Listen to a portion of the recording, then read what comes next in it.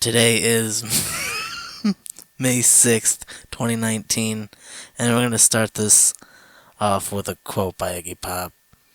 Um, Young man, you gotta make somebody come. Anyway,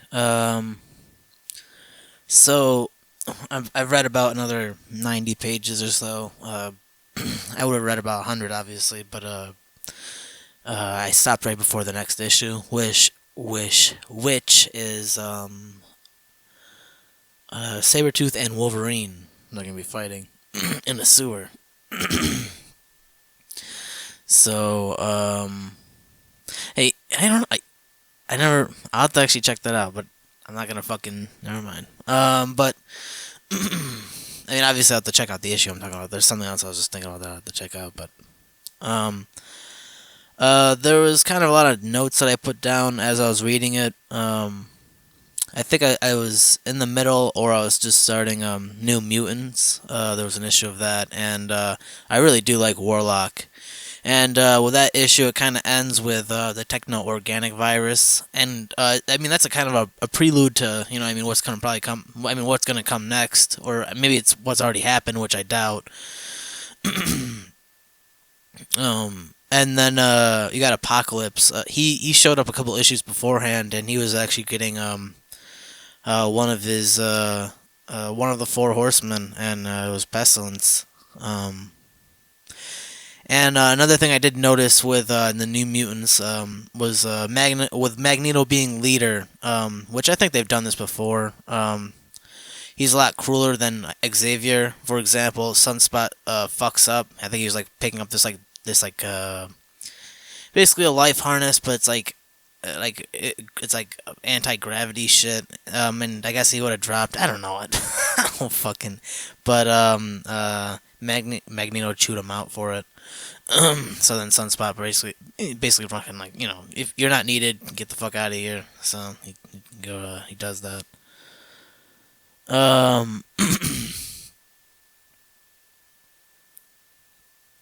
Now I believe it was Karma. One of the New Mutants was Karma. I believe she was waiting on a couple of her siblings to show up.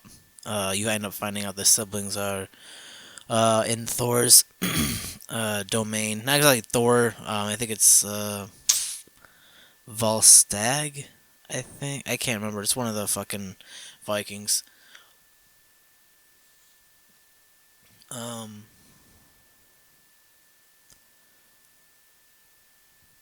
but Karma asks Magic for help, and they end up going to New York City. And because that's where Karma's family is. When they get there, that apartment blows the fuck up, and I think it kind of is left off where you don't know what exactly happened. I think I saw in an issue that Magic was able to teleport everyone away that were in danger or something like that. From the techno-organic virus that Warlock. He kept calling himself Magus, so I'm not. Once again, I haven't been reading. I absolutely want to read so much X-Men. I want to read all of that past. But I got one day when I have some fucking cash, or I could stream it or whatever.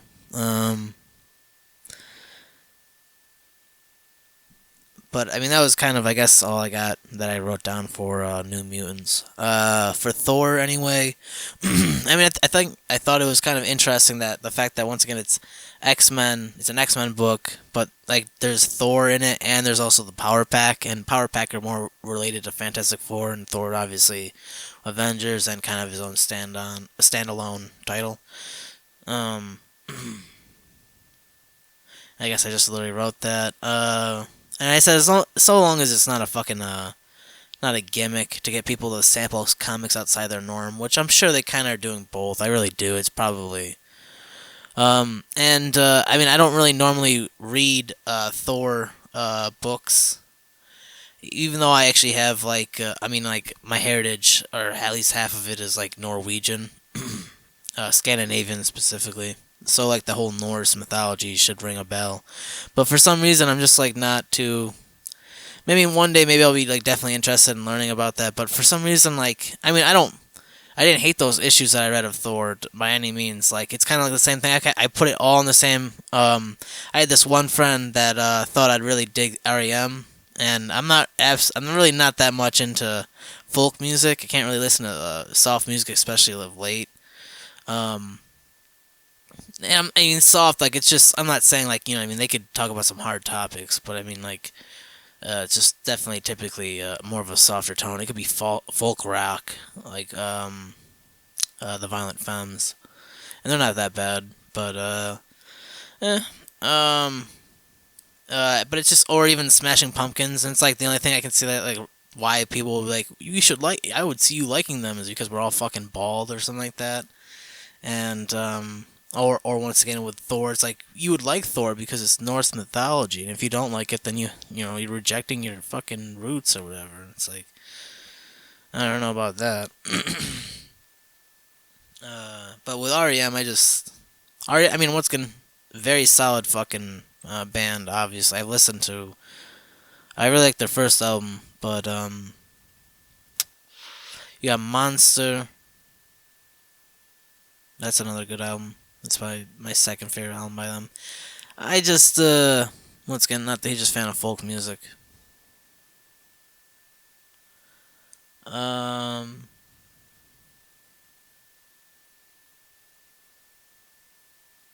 also I wrote like Professor Xavier is not my favorite X-Men. But anyway, getting on to Power Pack.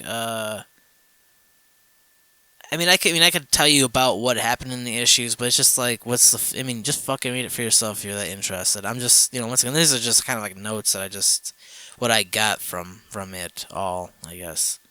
And I honestly didn't. I'm enjoying this book a lot. It's literally, when people say comic books are not the same thing as comics, like, these are for sure fucking comic books. Like, they are books that also happen to have that are comics. Like, they're extensive. Like, once again, like, 90 minutes took me about, like, or 90 pages.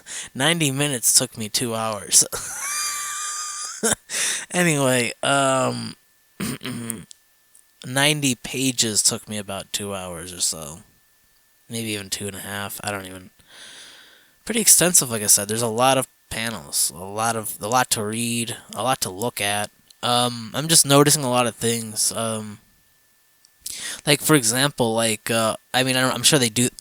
Well, I don't know, like, because once again they use I do definitely feel like they use less panels, and because of that, like, they allows them to, like, draw the scenery in the background a lot better. But some of these, like, backgrounds where there's just literally nothing but, like, a color is pretty fucking cool. Like, even though it's abstract and stuff like that, at the same time, it's, you know what I mean? Like, it's really interesting to see. I don't know, just like the characters sometimes. I don't know, man. Out of their environment, even if they are in their environment, it's just, once again, comics. Once again, are not supposed to be storyboard for movies. I don't think, anyway. They can be, for sure, but when you do stuff like that, like, what I mean, they go into like an abstract, like, what I mean, like, you just see their, like, fucking head, like, ghostly in front of, like, the color green, like a faint green, and, like, they're fucking, like, shocked or whatever. I don't know, you can't really, I mean, if you were to fucking recreate that for fucking, a movie or something, it would look ridiculous, probably. But, I don't know. Getting back to it, we're talking about now Power Pack, comic for children, essentially is what it's supposed to be. But I suspect there's more teens and adults that are probably reading it. 5 white kids who were probably reading comics at the time.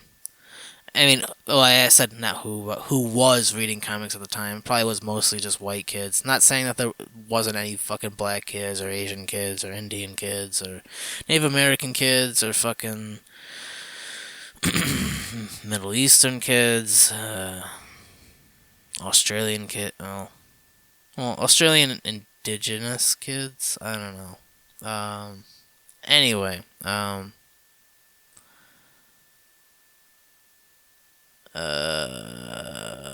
I said today there will probably be one kid from each race, and I said the mom just likes to sneak around. In this issue, they watch a man gun down mutants, which was pretty fucking surreal. I mean, because once again, this is supposed to be a kids comic, and like you got 4 kids, and they're really watching like this guy shooting like mutants. But they're human beings. They're just some of them are just like fucked up looking more than. I mean, that's the reason why they're in sewers. They're in a fucking sewer also, and it's. I mean, the villain, his name is Scalp Hunter. He's blasting someone in the face at the same time that person who's getting blasted in the face is begging for their life. They are on their fucking knees, their hands are clutched together, and they're like, please. But you don't even get to see their face. This is a one panel fucking. I'm just explaining one panel right here. And he is blessed. He's not even looking at them, and like he's looking like in front of them. You know what I mean? He's like laughing. He's like, ha ha ha. Basically, I'm doing this. This is what I'm doing. And he's just shooting the motherfucker right in the goddamn face. I'm like, you don't even get to see their face. It's just a gunshot. And it's like the Power Pack find out about the killing first.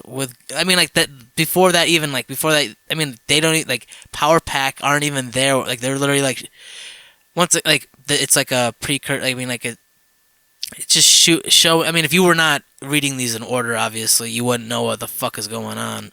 You wouldn't even know who the fuck Scalp Hunter is. You wouldn't know there'd be a bunch of bodies. You know what I mean? It wouldn't be like anyway. Power Pack find out about the killing first. I mean, like literally, they stumble upon a bunch of fucking dead bodies, like a bunch of mutant Morlock dead bodies in the sewer, and they're surrounded by alligators, which is essentially not. Fuck this. I'm fucking drawing a blank of word. Insinuating. Insinuating essentially. Probably that they're gonna get that some of them have been chewed on by alligators, or even eaten by some alligators. I mean, the dead bodies anyway. But at the second issue, the end of Thor, he ends up like doing this like cleansing thing that like literally like brings a fire and it not exterminates, but I guess in a way, but it burns out all of the fucking bodies like to a crisp. They're just like essentially ash. So that's one way of cleaning up a sewer. Da,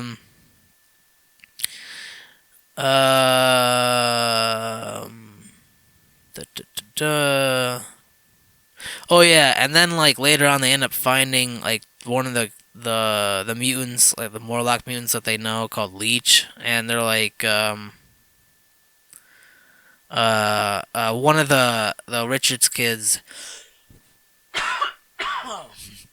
of the Fantastic Four, but he's also part of the Power Pack kids at this moment, is telling one of the Morlocks, specifically he's telling Leech, which by the way, I guess I just want to say Leech has the power to nullify powers around him. But anyway, but at first the Richards kid is telling Leech that his foster mother is dead in so many words.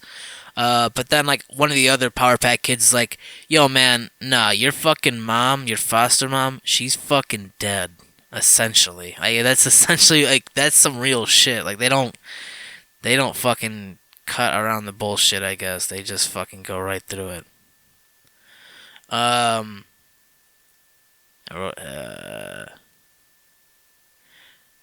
But I will say also with Thor, it was a lot cooler than I thought. Makes me want to pick up another book. Vil gave me. It was a collection of Doctor Strange, which is probably gonna take as long to read as this Mutant Massacre book. But I don't know, man. It was pretty fucking cool. Just not too long ago, I was just I don't know, like I'm not gonna say exactly what I did, but I'll just say if I did do something towards my future, isn't it nice when you take a step towards your end goal? Isn't it nice when you get to run towards your end goal? So I don't know. That's all I guess I'll say with that. Um, I do want to mention that I read King City. Vil let me borrow that years back. I barely can remember any of that, and I think it's probably best to wait to talk about that with him, or if I can get my hands on it again. I just remember the artwork being, once again, not exactly the same, not the same as James Stokoe, but like similar in the way that they're very different. If that makes any sense. Decided to wait on shit. Today is May 7th, 2019. Doing things a little differently. Right now, it's page 208, 209 of X-Men Mutant Massacre. We're in Uncanny X-Men. On the top left corner of the panel, anyway, is a full, I'd say about a fifth horizontal panel. Colossus is knocked out. He finally can't take the pain anymore. I guess he's a lot more hurt than he shows, because obviously Colossus has a metallic skin. No, it's funny. I mean, like, I'm gonna back up a little bit just to start where Uncanny X-Men began, because there's some other things I wanted to talk about. But I mean, I'm gonna go through the rest of this thing and kind of have comments throughout. Like where I am right now, it's page 208. I think it started at like 195 or something like that. If this was a modern day comic, it would end right now. And I don't know how many more pages are left in this for this issue, but it would have ended already. This would be, they would have put this on a fucking shelf. They would throw a bunch of fucking advertisements in between, but anyway, so we'll back up just a couple pages. No, I guess not. We will not back up a couple pages just yet. So anyway, on page 208, 209, without Magneto as the leader, because he can mess around with metal. Apparently, he's turning his metal to help them out, because no one can cut into his skin because he's in his metal cased form. Colossus is. So Magneto, he's team leader at this moment. I'm not. Once again, I'm not too sure what's going. I mean, why Xavier's not there at all. I mean, I think Phoenix just happened. The whole Phoenix saga probably just happened, so they're kind of like probably recovering from that, only for the Mutant Massacre to happen.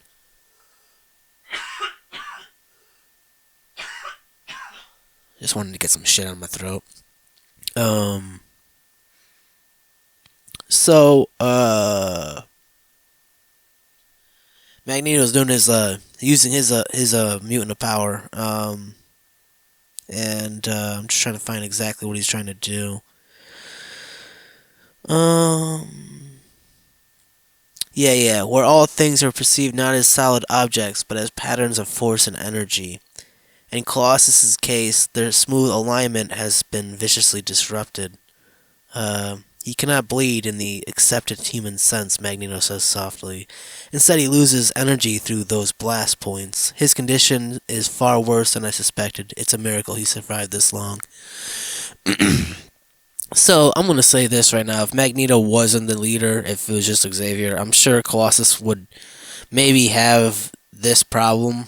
But I mean, like, they'd get through it probably. I imagine...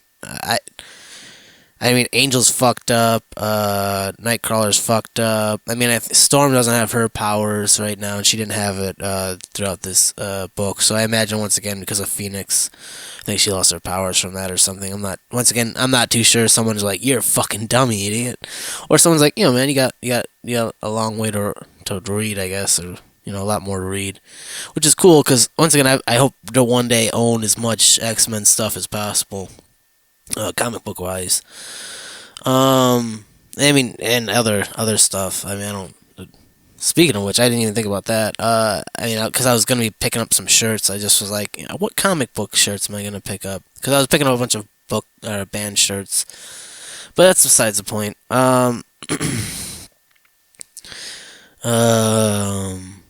So I mean, I haven't read all of 209, but I mean, just like once again, like on the bottom of 208, like how they show Colossus's like metal form turn into like this like raw energy. Like I mean, once again, I don't know how much of that shit is real and whatnot, but it's, I don't know. It's just, it's interesting and very cool because even if Magneto couldn't turn his thing in his metal into energy, Colossus's metal into energy, I imagine like they could do something. Like for example, like if you read Second Coming, he gets his arm broken, I believe. Um, I think it's X-Men Second Coming. He gets his arm broken, and they gotta like set it through this like giant like machine that'll like fucking put it into place. His arm. Um, but I mean, once again, Magneto probably possibly could have. Maybe, I mean, I don't know. Maybe he couldn't have. Maybe he could have. Maybe he could have, but it would have been way too painful. I don't know. I don't know. But Magneto at that time, Second Coming, I think he was like recovering. So, um, yeah. Page 207. I mean, I'm going backwards now.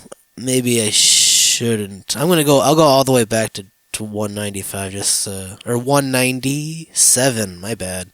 I will say that the the album, or not the album cover, the cover of the issue 212 of Uncanny X-Men. I thought it was actually going to be the Wolverine comic, but I guess it's like Wolverine and the X-Men right now. I mean, it's not like the Uncanny Wolverine and the X-Men, but right now, I mean, for this issue anyway, we haven't seen much of Wolverine at all. I mean, I've seen a little. I mean, he showed up in Power Pack, he showed up in this and that. He's been here and there, but I mean, this is now like, I guess this is Wolverine's time to shine. And I imagine maybe they wrote this on purpose once again, like, you know what I mean, like that. I don't know, maybe not. I don't know. Maybe it just happened to be how it came out. I don't know. Chris Claremont is the writer. Rick Leonardi is the guest artist. You got Dan Green, the inker. Glynis Oliver, the colorist. Tom Orzechowski, the letterer. And you got Ann Nocsanti, the editor. And then Jim Shooter, editor-in-chief. But I said the letterer, the editor, and the editor-in-chief. Jesus.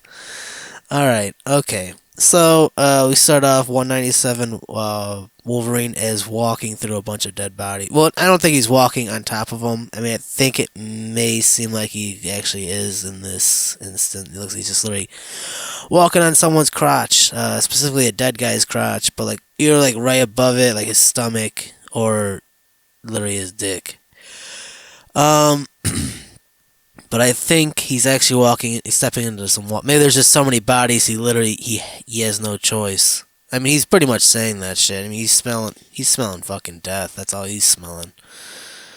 198. I mean, like, I believe Chris might be Jewish. I think I heard that in a YouTube video that was talking specifically about Chris. I think he's Jewish. If he is, I mean, like, this is the reason why I bring it up is because 198, it really shows like almost like I mean, an example of war in general. But I don't know. I just keep on like these last few issues just really seem exclusively like they're talking about Jewish heritage.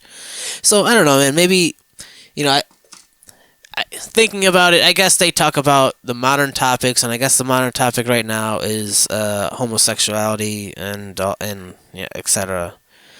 Bisexuality, transgender. So I can imagine why I see that's what X-Men are now going for now. Whereas, I mean, I think this is 80s comic or so. I'll find out in a second.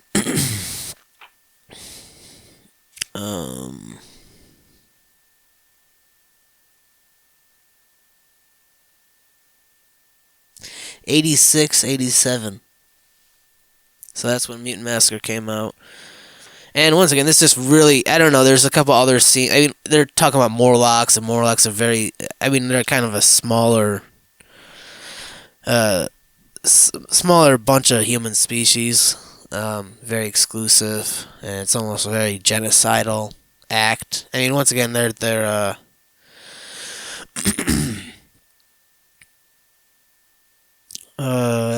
so I'm just.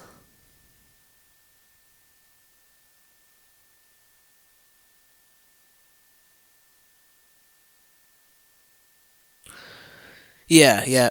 Sorry, I mean, I just had to, because I just, otherwise I'm just like, Chris Claremont, a Jew. And I'm not trying to do that. I mean, does it matter that he's Jewish, and could he have done something that, I mean, I, they always say, and I've said this in the past, I mean, I'm not saying like leave an Asian person to write some Asian, characters or whatever, but like sometimes, like, I don't know, maybe if you've been affected by war first perspective. I mean, this just seems. I mean, if anything, he might. I mean, he was just interested in his heritage, his past, and he might have seen some pictures like that. It just. I mean, I don't. I mean, Chris didn't draw this, but I mean, I don't know. I don't know how much direction you really. I don't. I have no idea. And I just. I mean, once again, if you're the writer, you're probably writing a lot of the story, and you're probably telling the artist what. I mean, not all cases. I guess Stan Lee was one person. Don't want to get into it, fucking going all over the place. um. So now 198. This is the second time where animals are about to like literally like I mean they're kind of like hinting that animals are gonna fucking feast on their bodies. And the other occasion was alligators were like around some bodies. Now we got some rats, and Wolverine scares them off. But he says he knows that they're gonna come back, and he's like, they're just too. I mean, they're gonna be chewing on. I mean, I think this is like right before Thor gets rid of all the bodies. Um, so we'll find out. Because I mean, just prior, someone was fighting Sabretooth. I can't remember, and then Thor at one point. Thor was fighting one of the Marauders. I can't remember his name, and I think he killed him. It was just this bodybuilder dude. He's just like really like it's not strong man, but strong dude broke Thor's arm, and then yeah, Thor killed the dude, and then he got rid of everyone's body. I guess. I mean, once again, maybe he didn't get rid of all the bodies. I mean, it would make sense. I don't know. I mean, maybe it's just not lining up. I don't know. I'm not really caring that much. 198 is kind of like, I mean, first, I mean, Psylocke just kind of joined the group. She's a well-known fucking X-Men, so, by this point, but at that point, I guess not. Um, um,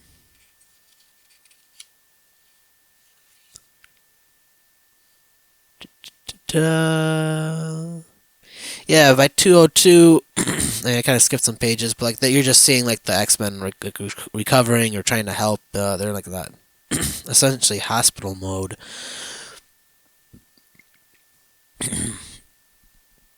um,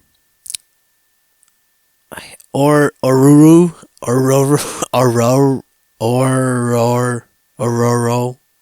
I feel bad not being able to say that right. Maybe I have been saying it right, and I'm just saying it in an asshole way, or not intentionally. But Ororo, it's really. I mean, like that's just.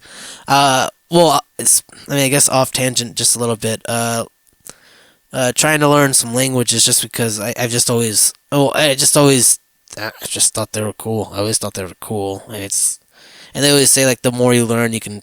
There's benefits to it.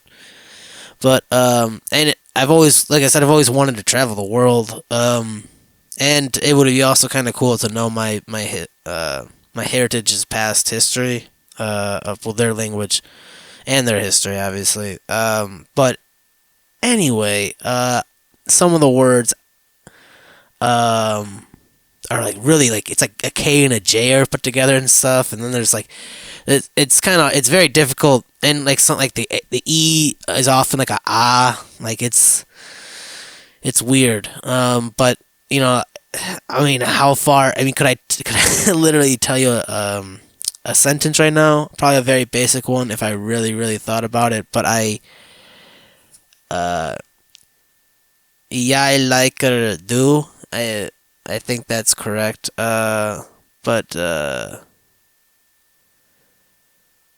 um, anyway, it's it's obviously I think of African descent. Because I think she's from Africa. Or maybe she's not. Maybe I'm just wrong this entire time. I don't know. But or Ruru or Storm, she is kind of like second guessing herself and like I would say on the brink of insanity. I mean, in literally the next couple of issues or the next couple of pages, I'll explain exactly why.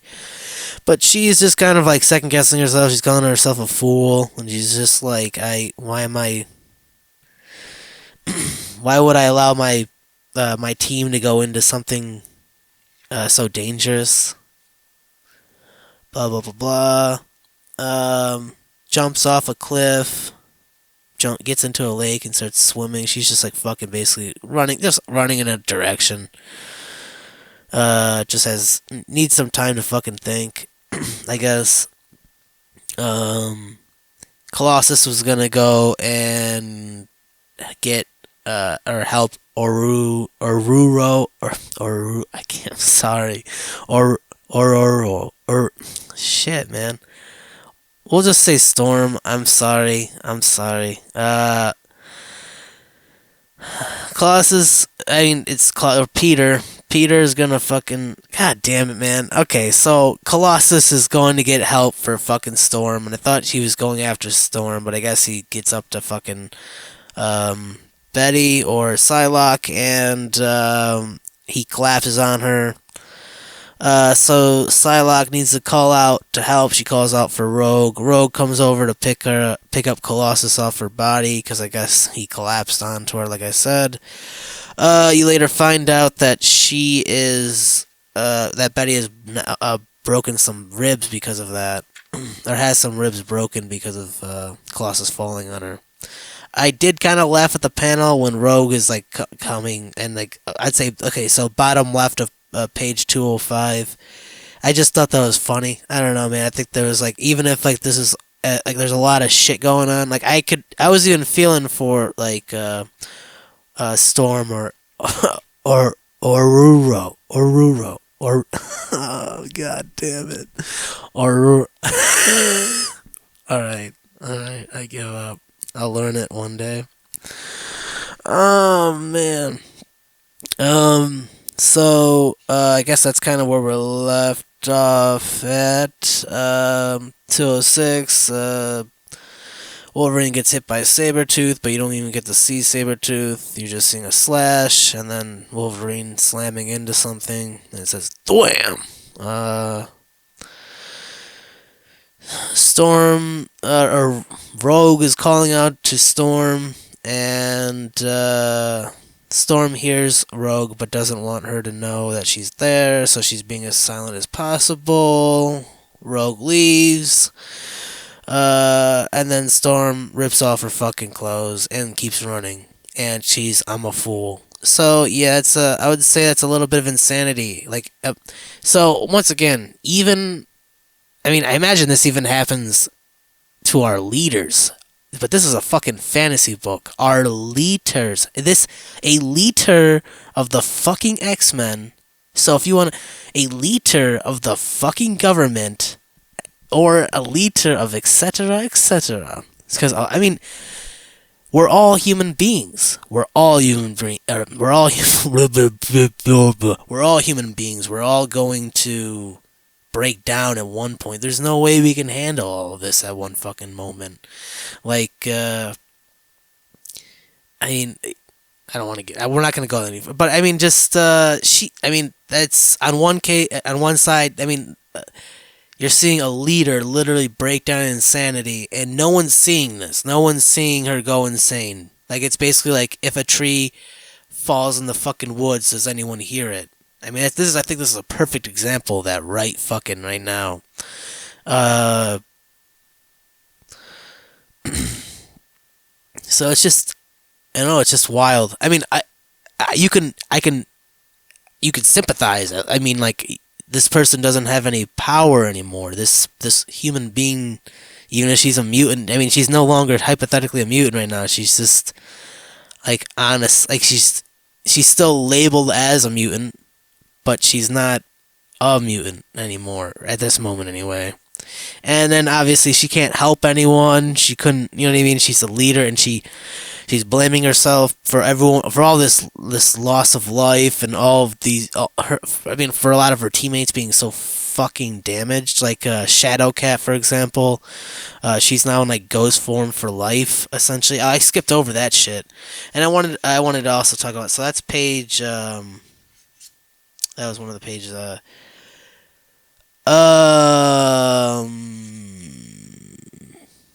Maybe I didn't skip over. That's weird. Hold on.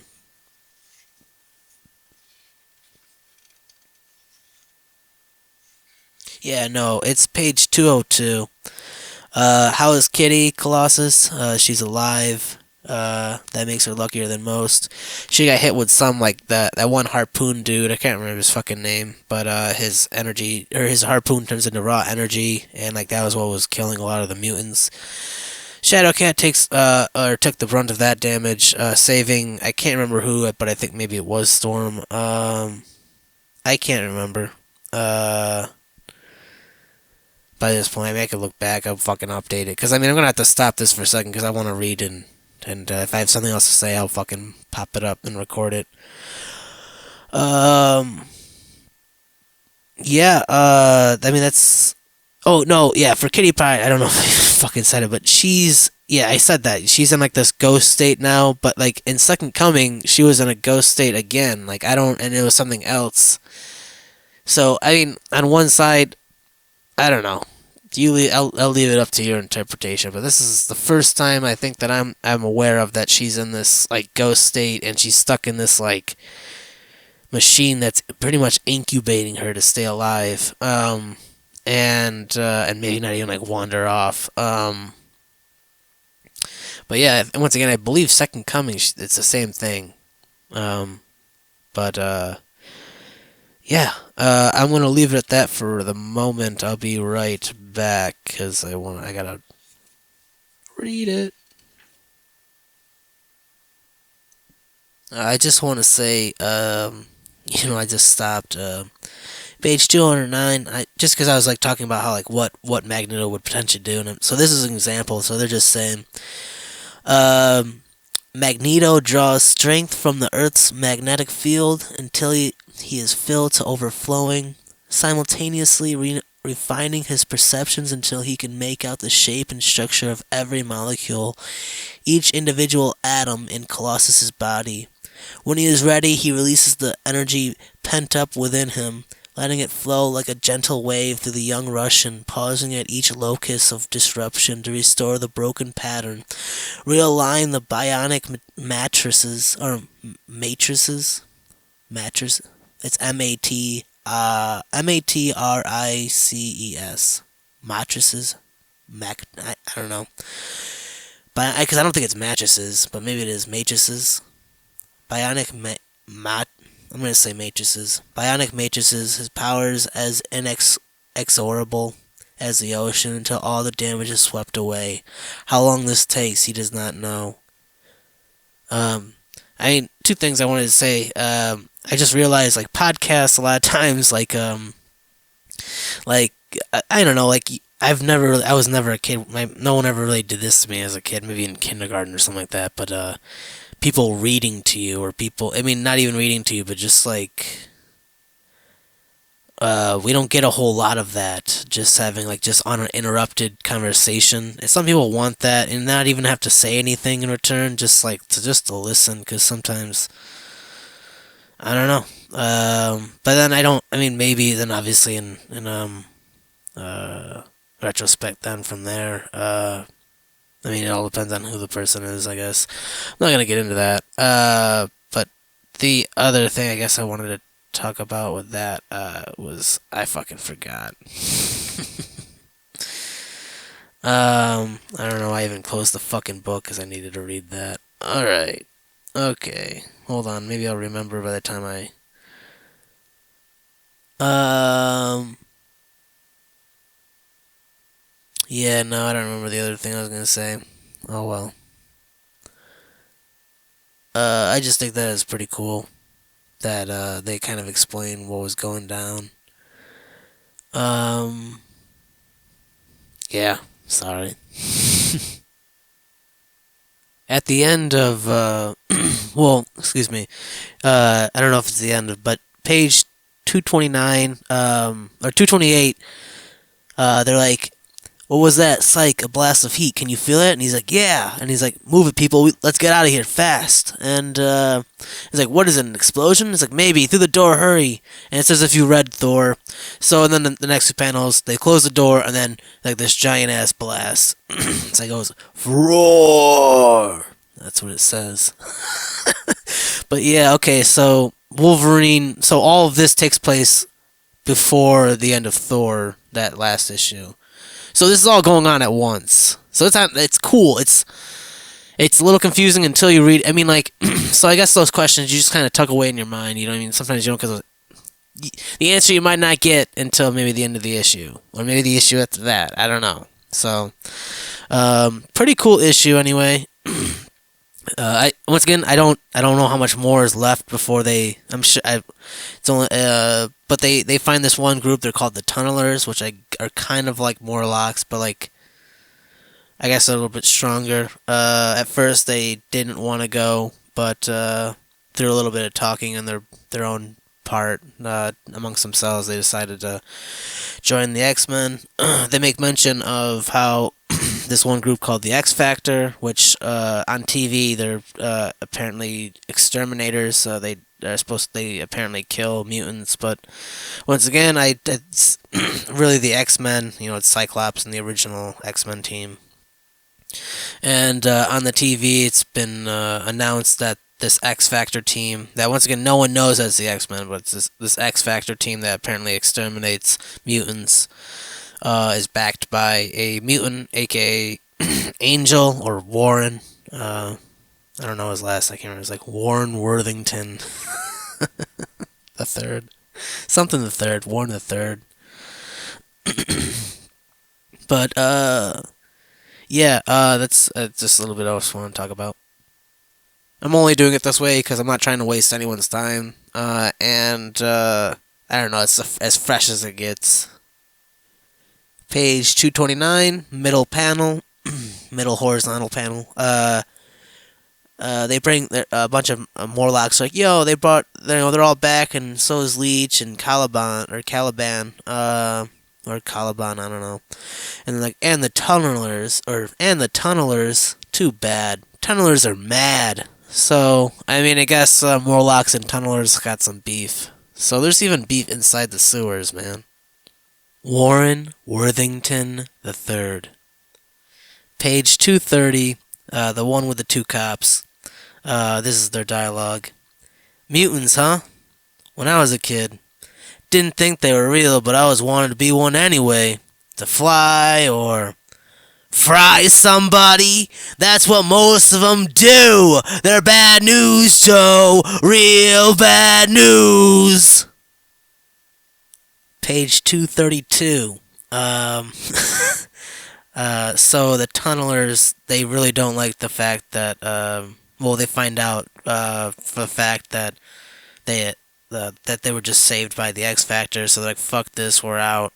So they're like really, like, I guess on the border of New York and New Jersey, and they're just like, what are we gonna do? And he's like, we'll survive, whatever. And then this gang shows up and they fucking blast them. They just start shooting them and killing them because all they wanted, I guess they just wanted the girl. Slice the guys, the girl's mine. That's fucked up, dude. Muties! Kill them! All of them! That's fucked up, man. That is really fucked up. Oh, shit. Ooh, ugh, ugh, no! Zap! My face! No! Oh Lord! Mutants, monsters, call cops! Yeah, 911, that's it! Hello, on the pier, they're killing! Ah! Zap! Haven't even gotten to page 235, but I see Apocalypse. Fucking A. I mean, like, dude, it's so cool that they're. I mean, at least a little bit of aware of the whole, like, fucking apocalypse and the Four Horsemen. Man, I fucking. I want to fucking pick up all these stories, man. I want to fucking read them all. Dude, that, Mask character, Masque, he's, part of the Tunnelers. He fucked up someone's face. His powers are fucked up. Holy shit. This one of the gang members, like, his face is literally, like, fucking melted. Not melted like it's melted, like it. I don't know how to describe it, man.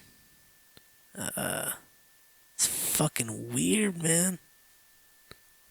Dude, it's happening pretty quick. Which, I mean, like, if I were to, I mean, I'll keep it to myself, I guess. But it's with Apocalypse. He's now got this guy named Abraham Lincoln Quiros, and he's a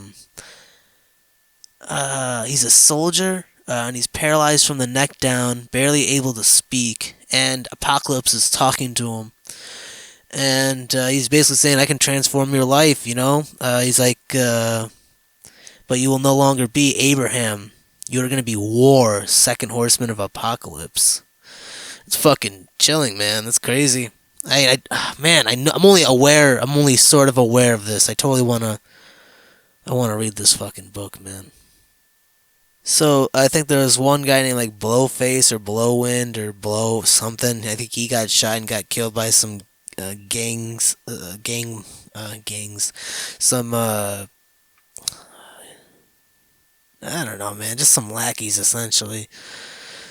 And now cops showed up and they just killed this one chick named Scaleface. Damn, man, this is oh shit.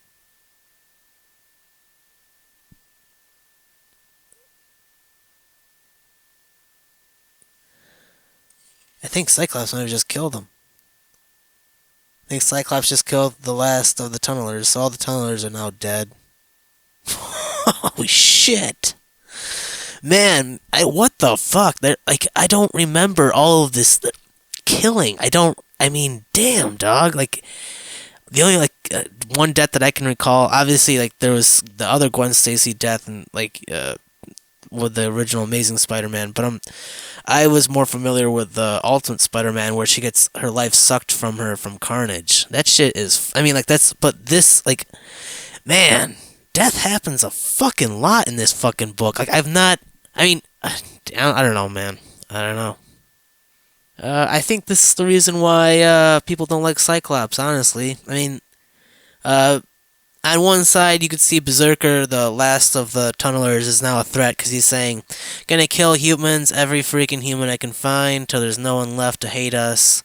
And that, I mean, you seeing this right here, this could have been the dawn of a new villain, a mutant villain. This could have been the dawn of a mutant villain, and all they were, I would say, I wouldn't say anti-heroes, maybe anti-villains. They were neutral. They're kind of not even necessarily mercenaries, just like not even bystanders. They kind of just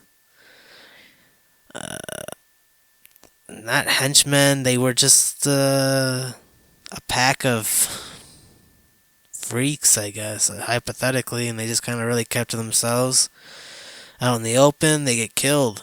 Man, they got fucked with it by gang members. Gang members, man. I don't know why I couldn't fucking remember members.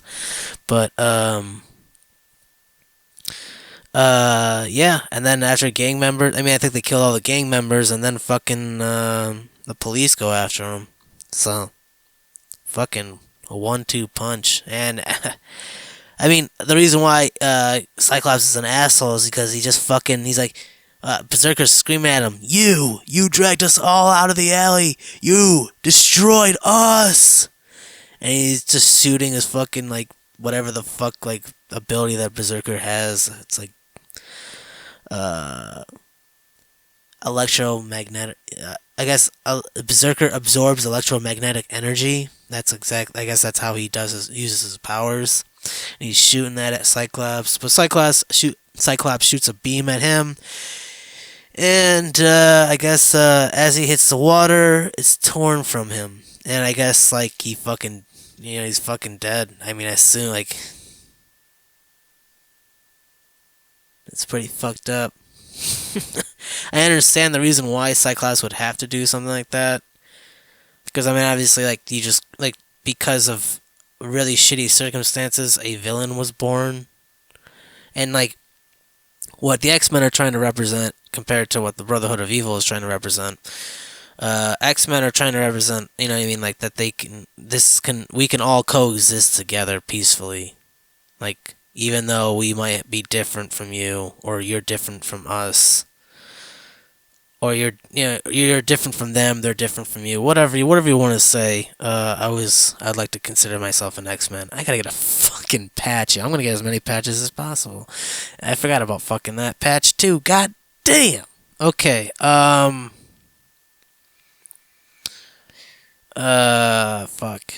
Yeah. But yeah, X-Men. I mean, they're trying to coexist. And Brotherhood of Evil are like, if you don't want us to coexist with you, we'll fucking kill you, essentially. That's Brotherhood of Evil. And that's essentially evil in general. Um, yeah. And, I mean, the X-Men, once again, they're not asking for too much. They're just asking to live. They're not asking, like, well, we want a complete leadership status. We want to rule the world. They're not asking to rule the world. Maybe a mutant would join politics or something like that, maybe be a leader one day, but like they're not trying. I mean, that's the thing though. Like you could be seen, like they're trying to fucking. I can't. Another word is lost. They're trying to infect the government now with mutants. I guess. There's a better word than that. I just can't remember. But anyway, yeah, just I mean, like I was at one point, I was like, Cyclops wasn't that bad of a guy, and then you see him fucking kill Berserker, and it's just like, is there? I mean, I guess there's really no. You really don't think you couldn't have saved him at all, like stopped him? You know what I mean? Given, I don't know. I guess some people just can't be helped. It sucks. I guess Mask is the only one that barely survives out of all the tunnelers. Jean Grey is saying like you had no choice, Scott. You had to do it. And I don't know, man. Like if I had to write an X-Men book and I had to like write Cyclops, he would just go bzz, bzz, bzz, bzz, bzz, just completely incapacitate the fucking person. Like just like keep shooting the same. And while like I don't know, man. Like I would probably make it a boring ass comic. Like it'd have to be like different. Like they'd have to like step up their fucking game. Now, it kind of ends, the issue of X Factor ends. Oh, and I guess I forgot there's even a fucking Daredevil issue in this motherfucking book. What the fuck, yo? It's cool on one side, but it's just like, how in the fuck? And obviously on the front cover it's Sabretooth, so I guess Daredevil is facing off Sabretooth. This is all going down in New York City, and that's the cool part about Marvel, is that a lot of it was all based around in one city, so like, once again, like, it's how often is a fucking is Daredevil fighting a fucking X-Men villain? Or I mean, sometimes he's fighting the Spider-Man villain, but I don't know, man.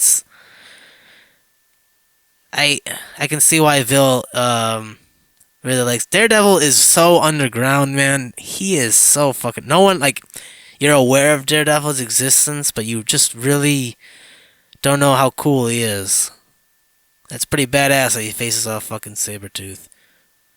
And it looks like he's protecting this one girl. I don't know why. Maybe I don't know if that even has anything to do with it. Sometimes the cover of a comic doesn't fucking tell you anything. Sometimes it does. I mean, I think by this time that these artists are pretty legit and truthful with their. Anyway, what I wanted to say at the end of X Factor, there's this one mutant called Boom Boom. I thought it was actually potentially going to be Jubilee because it looked like it was going to be like a firework that she dropped in like I guess a purse that blows up in someone's face. But he says Boom Boom, and I'm aware of the mutant. There's a mutant called Boom Boom, so I'm assuming this is obviously before she joins X-Men. Uh, and I guess like the last thing that she says is, "And if you bother me again, I'll call X Factor on you."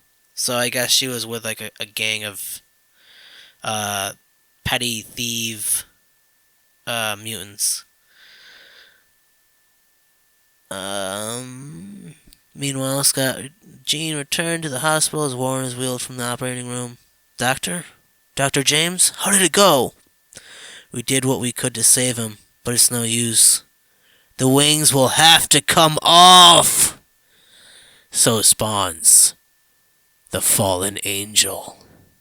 Apocalypse! Dun dun dun.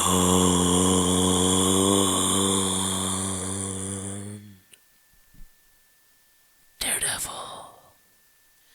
So I guess a little bit of time has passed, or at least enough time passed to where so I'll just read off the page for you. Get out of my tunnels! No! Don't! And he gets like a slash, like Sabretooth's slash, and just some fucking like, some fucking boob, I guess. Let's go, Jake, fast! No! He's got no right! Sure he does! He's crazy! Look, the Morlocks are dead! These tunnels are open turf again! My tunnels, my turf, go away, or I don't just put the mark of Sabretooth on your face, I put it across your throat! And he slashes at another one of them. He's like, and I want the woman! You can't! Don't! Let her go, you animal! No! Now that she's mine, I'd die for her! Jake! Bob! Don't leave me! I don't die for nobody's sister! This is really fucked up now. I mean, honest, I don't know what was going on. This is like some of like the greatest shit I've ever read in my life, man. Like, anyway. You won't hurt? Quiet! Please, Al! Shut up! Your bed. Our bed. That's fucked up, man. Sabretooth has taken just some woman and now, like, oh my... Dude, that's fucking... I can't believe they... I don't know, man. I just can't believe they're doing this shit. That's just some dark fucking topics that are going on right now that they're hinting at. I mean, so far, one thing that I always didn't really like with when I read like the early ass comics is they kind of, I mean, and thinking about what they're doing, they're just setting up the premise essentially. And even with this Daredevil comic, they just set up the premise of like why is this issue even happening in the first place? Like they could have started potentially at this like where Daredevil, on page 247 is when like you first now are seeing Daredevil. They could have started right here if they wanted to.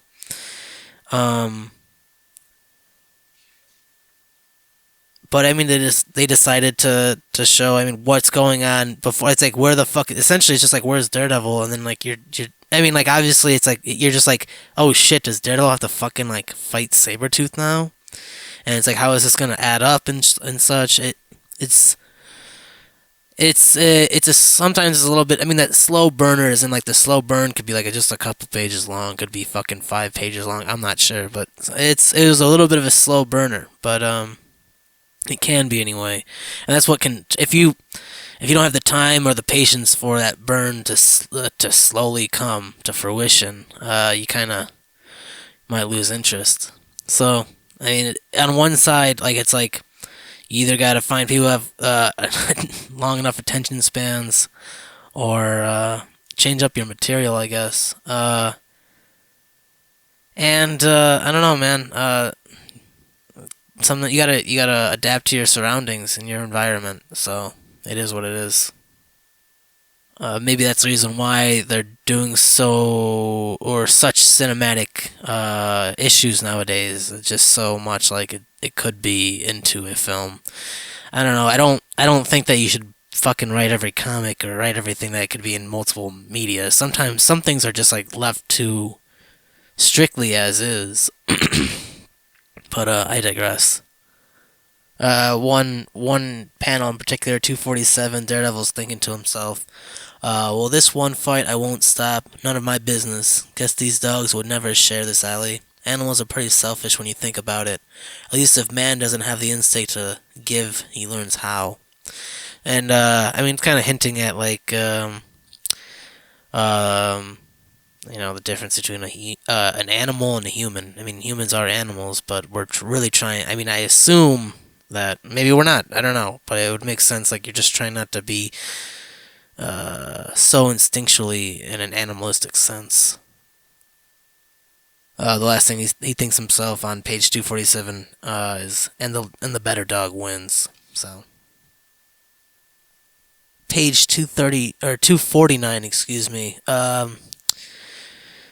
Daredevil can sniff out some shit going down, and some guy's like, Daredevil, oh blast it all, not again. And he's like, yes, again. May I borrow your belt? And he's like, thank you. And he's like, sure, yeah, you're welcome. And he can sense that someone's running, so he knocks him down. Well, specifically, he can sense a running target, I guess. I mean, I imagine he can tell who if it's like a bystander, if it's a criminal. I mean, anyway. So he chucks it. Guy fucking comes to his fucking slams on his face, and he's like, "Why do you always run?" He's like, "Just stupid, I guess. We'll be out in a week." And he's like, "Don't I know it? So why bother? Brightens my day." It's pretty cool. Page 250. Some guy is like basically just saying like, thanks but no thanks. Even though you saved me from these muggers, it's your fault that while you're fighting some fucking villain, you destroyed or my store got destroyed. It's all your fault. And he's like, don't you realize you attract more violence than you could ever stop? Get out of our city before you kill us all. And Daredevil picks up the one dude's wallet and throws it to him perfectly into his hand. And he's like, "You're right, my friend, and you're wrong, but I can't explain it to you." Only he's just thinking that. He doesn't say it to him. His gesture, and it says, his gesture is still pure confidence. The toss, perfect. So, I don't know, it's pretty fucking cool, dude. 252, some children are just like play fighting. And a parent's like, I won't have any hero worshipping, and violence in my, or violent role models, role models. And the kid's like, but Dad, the streets are tough. I gotta learn how to be like Daredevil. So this next scene, 254. This is exactly how a scene in an anarchy like setting would take place. And this is essentially what it would be like if we didn't have any like government or borders or anything like this. So, or like, you know what I mean, like plots of land and whatever, whatnot. It's essentially borders. I said I claim this spot. Hey, there's miles of tunnels. So chill out, or you'll what? And I guess Sabretooth is sleeping, but that has nothing to do with the scene. Back off, you lizards! This is my gang, my tunnels, my turf! And that's pretty much how it would go. And whoever's got a gun would win. And if they had both, whoever's got the craziest weapon, whoever's got better skill, and then if that's even evenly matched, then it's who's got luck. Do you really want to live in an environment where it's all purely based on luck? I think not. I just also want to say, I can't help it, but I've been listening to Innocence by Health and Youth Code almost on repeat. I just can't stop listening to it. I can't help myself. Page 258. Why do you want to fight me? It comes with the claws! And the next panel is literally just a picture of a cat. I think that's fucking hilarious and describes what's going to happen. Or describes the scenario quite hilariously. Also on the top of 258, Daredevil is saying, "I'm back in the same alley where those two dogs fought. We're pacing circles just like the dogs." So, huge analogy of exactly that. And so, and Sabretooth is often, I mean, like very animalistic, and Daredevil, I mean, he's trying to be as human as possible, justice and all. Sabretooth jumps into Daredevil, and they knock into a couple, a really old couple, and one of them's like, "Oh," it's sad. I mean, honestly, shit like that's gonna happen. You never want that to happen, especially if you're a superhero. To literally be part of the reason why an old couple were just hit. I mean, you're literally in one of the panels. It's Sabretooth knocking into Daredevil, who's knocking, his back is knocking into an old man who's knocking into an old lady. Really fucking shitty. Really, really shitty. Jump to 260, and there's a panel with a cat about to. Oh, seeing a mouse, and then the following panel after that is Sabretooth lunging on to Daredevil. And then the panel after that is a cat pouncing onto a mouse. So I guess Daredevil is the mouse in this circumstance. But doesn't Sabretooth know this is a game of Tom and Jerry? 262. Top of the page, top left panel. He hunted and caught a mouse, but why doesn't he kill and eat it? Why, Dad? Isn't that why animals hunt to eat? And then one of the other the following panel, because they jump to Sabretooth and Daredevil fighting, and then jump back to the kid and father. The cat is acting out old behavior patterns, son. He has the urge to hunt, but has forgotten why. When animals become too domesticated or live in an unnatural place like this city, they're too cut off from nature, from their own instincts. He hunts for the hunt, but will never know why. Poor cat, it isn't fair. Which is weird as hell. Oh shit, I think he's. Ah, fucking dirt. Oh shit, yo, that's fucked up. 262. Daredevil now smashes into Sabretooth, and they crumble on another wall. Like I didn't mention, I guess a couple pages back, Sabretooth smashes Daredevil into a wall and reveals the trapped girl that Sabretooth has taken in the beginning of the issue.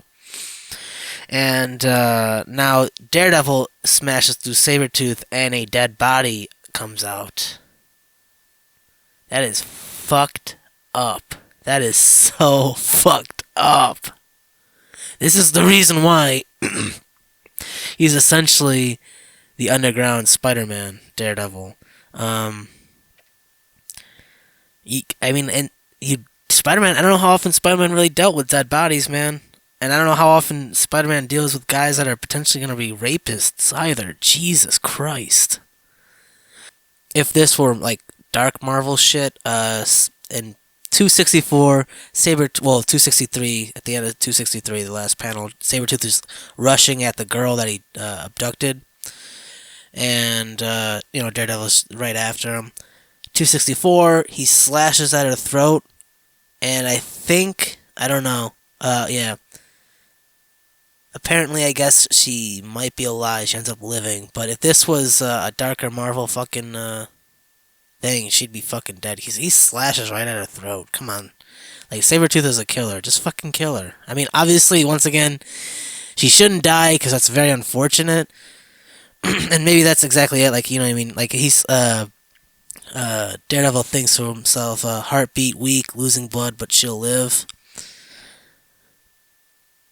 And I guess he kind of is now scaring, or not scaring, but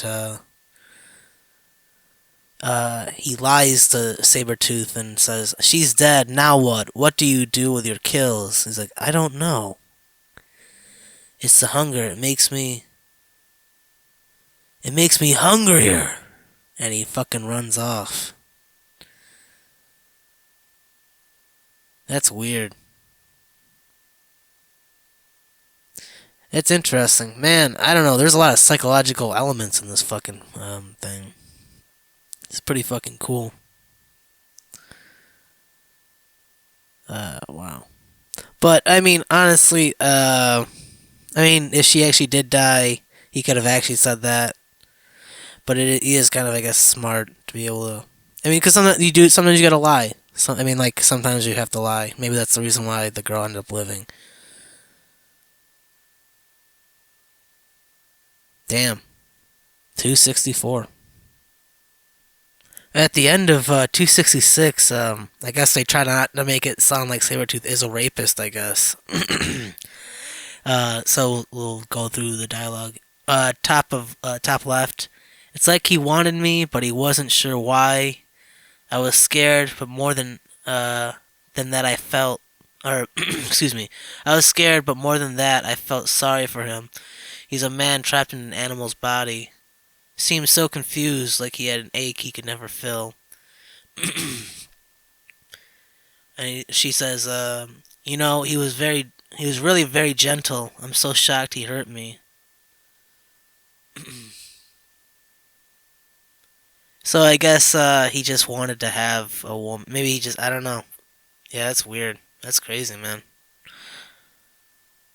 Maybe they had to suggest the theme that wasn't going to happen, that rape wasn't going to be an option. I mean, might be still during the comics code. Maybe not. I don't know, but it just seems really weird. I mean, like, so I mean, but like, I don't know. I guess they're just also just saying that he's just very animalistic, and that's purely it. Maybe I just got my mind in the gutter, man. The very end of Daredevil, for the Mutant Massacre and this TPB, yeah, at not necessarily the beginning, but that one guy is basically yelling at Daredevil. At the very end, the one girl is saying, "It feels so good to know that you exist. I just wanted you to know that. Thank you," because she feels really safe when knowing that someone like Daredevil's looking down and trying to protect her. Um, and he's thinking to himself at the very end, and that's why I was hunted, just because I exist. I mean, that's pretty fucking strong. Page 267 is the beginning of Uncanny X-Men number 213, and I think it ends with 213 and 214. Yeah, I'm gonna. This is, I think, now where I think Wolverine at the last issue of 212. I guess he was just looking around trying to find Sabretooth, and I think that's right. He gets knocked by Sabretooth, and I think they got a little bit of a brawl. This is probably gonna be the end of the brawl, probably, and maybe there's gonna be one more issue. I imagine that 214 is pretty much the closure. As the closure to one and the beginning of others. I mean, Apocalypse being one of them, the techno-organic virus being another one. It's fucking insane, man. 278, 277, Sabretooth beat the shit out of Rogue, knocked her out, apparently killed her, but I don't think she's dead. And then, now just attacks Cerebro, or Cerebro, I don't know exactly how you say it. But Psylocke was there and was about to go and kill or knock out or whatever Psylocke, take care of Psylocke. Psylocke's shooting some beams. So this, I mean, like, I guess the Marauders are going in for a final kill, but I think it's just pretty much Sabretooth by this point. We'll see. 280, Psylocke is smashed through a fucking window. I mean, she's not exactly smashed through the window. She jumps. Sabretooth throws a weight that he just, like, smushed in, like, into, I don't know, just show his strength. I don't know. Anyway, he's throwing that shit through a fucking window, and Psylocke is, like, basically falling out of the window with it. She catches on. I think she might have broken her arm or really hurt her arm or whatever, but she catches it with her fucking arm, and now that's 281, and the same 281, she falls through a fucking roof and falls to the fucking ground. How the fuck, like, dude, this is, every single X-Men is, like, pretty much brought to their near end in this fucking book. God damn. 282. Here comes Wolverine, but somehow he had enough time to change his clothes. But now his clothes are gonna get fucking destroyed again. I mean, obviously, it's probably a different, or probably a different artist. So that shit happens. I think Callisto was just wearing like an entire like blue fucking suit, like I forgot what the fuck they're called, a jumpsuit or whatever, pantsuit. I don't know, but yeah, and the other one she had like a brown coat. So consistency is, I mean, like Sabretooth is pretty, I mean, they're all pretty much you wearing. I mean, it's pretty well done. I mean, for the most part, I'm sure they would have made sure that it was at least as close to possible. I just remembered that Wolverine like smashes the fucking ceiling, and that's how the first Sabretooth Wolverine fight in this book ends. But this is now, I guess, the rematch. Once again, I'm not too sure if it's like too on purpose or not. I'm sure sometimes they do it. Maybe it's two birds, one stone. If you want to find out what happened with Wolverine and Sabretooth, you can read the fucking book. I'm on the next issue, 296. Um, Psylocke says some shit, and then it goes to basically saying, if you want to know what the hell exactly happened, read the last issue. I mean, once again, they don't do it too often. I mean, I think it's in all good faith for the most part, because like you want to obviously reference, but if they were to reference every single fucking thing I mean, there'd just be way too many fucking references. I just think that they were just trying to, I mean, sometimes it seems like they're just trying to sell the issue beforehand, or just another issue.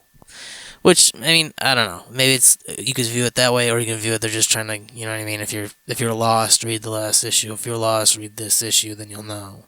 But then if you're lost, you'll read another fucking. I mean, in that same issue, I'm sure there's gonna be another thing like point you this direction, point you in that direction, and then you'll have to read all. I mean, I don't know. It's fucking endless. I'm gonna say it correct this time. Oruro. I hope that's fucking correct. Oruro. Oruro. Oruro, Oruro, Oruro, Oruro. Page 300. The panel of Wolverine, Storm, Rogue, and Psylocke. Wolverine says, "Very nasty. Whole place is on edge, ready to explode." And Psylocke saying it's because of Dazzler, but I don't know, man. I don't know. Psylocke has bionic eyes? What the fuck? I didn't know that. 306. It's empathic in nature, keying off the emotional centers of its host's brain. Since most psychic shields are concentrated around the rational mind, Malice's assault effectively bypasses them, rendering them impotent. Or impotent. Impotent. The creature's actions bespeak its true nature. It evidently thrives on violence, and our only clue as to its victim seems to be the choker that appeared on each of you when you lost control. I mean, I guess that last section, and your only clue, blah blah blah. But no, you're just talking about Malice. There's this villain called Malice that's been like took hold of a couple of the X-Men in this issue. But I mean, it's just talking about like just what the definition of what malice is and can do to people. Like, I mean, some of these like Dazzler was infected the most by it originally, and she attacked Rogue because I guess Rogue tried killing her. And I guess once again, just reading off I'm not gonna read it again, but I mean, just it kind of plays off your feelings and then makes you, kind of like devil's advocate in a definite sense. Just goes deep inside, deep roots. Well, I guess besides Sabretooth being one of the Marauders, but Malice is another Marauder, and I guess so. I mean, it's kind of interesting. I mean, like I guess this is the last couple of pages for this Mutant Massacre book. Obviously, Marauders are not gone for good. I mean, they're probably always gonna be fucking around, trying to stop or kill the X-Men. The X-Men always gotta be on their toes, and they still gotta fucking like recover, man. They are in it deep, I guess.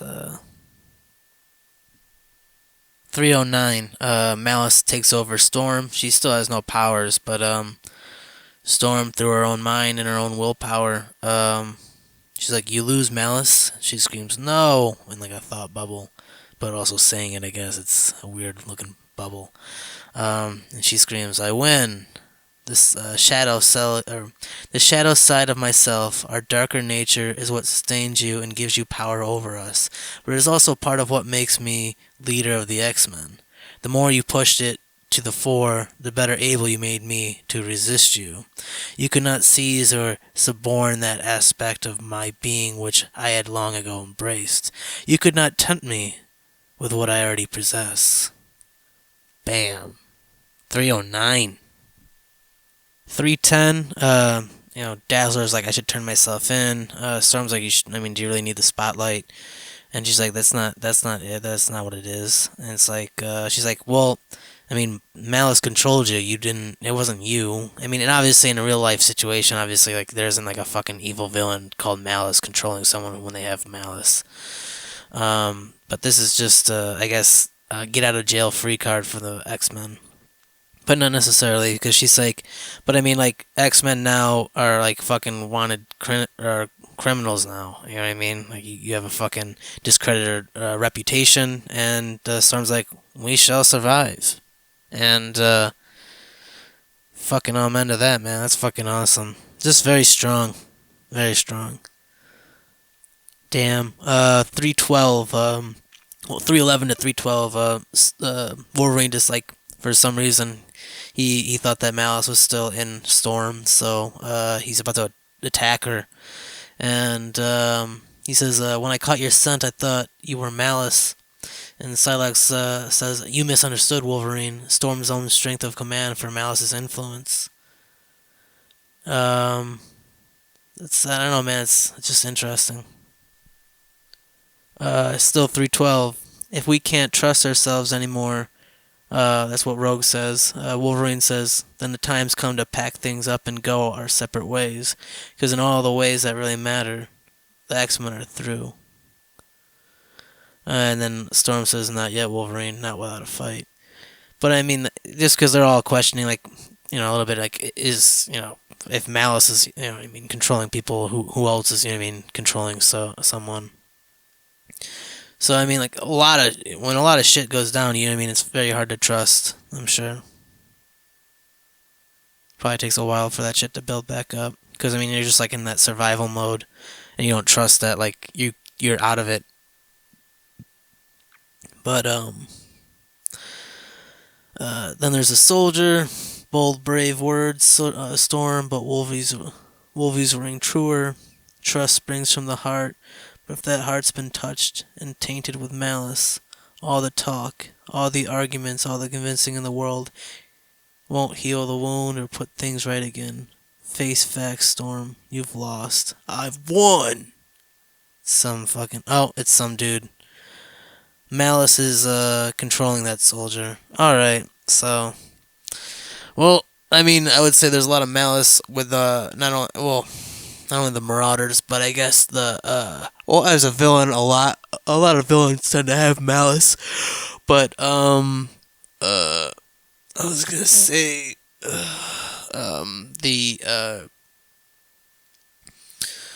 for like Second Coming and whenever there's like, or Days of Future Past and stuff, when they have the Sentinels and stuff, like, there's a lot of malice involved with that, with those leaders like Bastion and the other ones. Like, I think Bastion's like one of the more known ones. And there's another one, but I digress. That's the end of Mutant Massacre. That thing took me about, like, I would say 8 to 9 hours. I'd say. Every 100 pages was about 3 hours. So it was definitely a very long read. I'm not gonna lie, I was just like, man, just fucking end already. With the last 2 issues, but did they? It was, once again, it was closure, just so that, obviously from that issue the story goes on, but at the same time, there was a bunch of other things like trickling in that's coming up. So I mean, I honestly really want to read that techno organic virus um, story. I know that thing's that if I that actually is a story. I remember if I remember right. I can't remember, but there's one other thing I wanted to talk about, but I'll save that for another time. Probably the next one. But I feel like this was honestly the best way to do it. Because if I read it and then try to fucking remember everything, I have to write down the notes. It's gonna take like 2 seconds, and I'm once again not gonna be able to get to every single fucking panel that I thought, just all my thoughts or whatever. And uh, the reason why I would like to do this, not exactly even to review it by any means. This is not reviewing it. I mean, I guess in a sense, but it's not. I'm not giving any ratings or anything. Other than I guess my comments or opinion. But it's for personally. I mean, obviously, it was me to read the entire because I've never read that before, and also, I mean, it really. I mean, I've got some ideas in mind. I mean, I don't want to. I don't have to get into it. But yeah, I mean, it's weird. I mean, once again, I think obviously, in conclusion, like the reason why a lot of comics nowadays are so cinematic is because it's just I don't know. I said it in the fucking just in this podcast at some point. Just you can if you remember it. I don't remember it now. Um, I'm probably not gonna have any breaks or anything because it kind of just maybe we'll see. But I mean break music or anything. I might just have music at the beginning and end. But this is the end of it anyway. If you listened to all of this, thanks for listening. Uh, if any of this is interesting to you, pick up the book. I highly recommend it. I tried as best as I could not to like give away too much of what happens. I mean, through some of the commentary, I guess I'm spoiling some of it for sure. But I don't know. It was in my very good read, very good read. If you liked what you're listening to music wise, the couple of songs that are gonna be on this fucking podcast, talk show, whatever. GRMBLS. I mean, I'm posting only this podcast exclusively on YouTube for right now. I mean, having a website one day would be nice, but I don't know how many people really go to. I mean, I don't know. Sometimes you just gotta fucking go where you gotta go. Uh, Yeah, I mean, I'm on Bandcamp, I'm on fucking SoundCloud, I'm on YouTube Music, and Apple, and I mean, Google Play, and Google Music, all that shit, man. I'm on fucking, I mean, so check out Devilweed. Um, yeah, thanks.